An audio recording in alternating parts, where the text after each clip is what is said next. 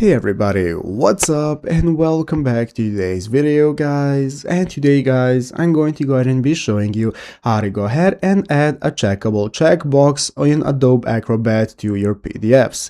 This is a very simple thing to do, so make sure to watch this quick and easy video till the very end, follow my steps correctly so you can make sure that this works the same for you and you can do this yourself. But yeah guys, let's get straight into it.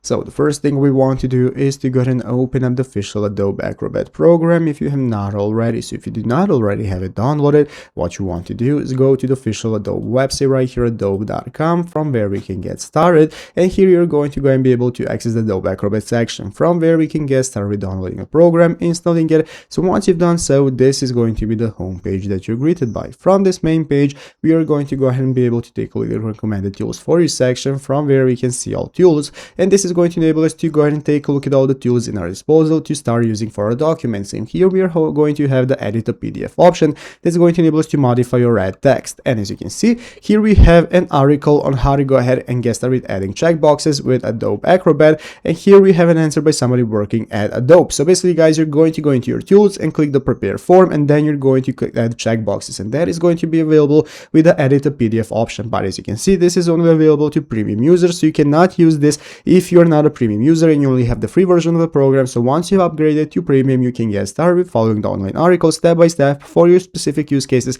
to go ahead and add clickable checkboxes to your PDFs. So I hope this video was helpful. If it was, make sure to leave a like, subscribe to the channel. Thanks for watching, take care, and bye.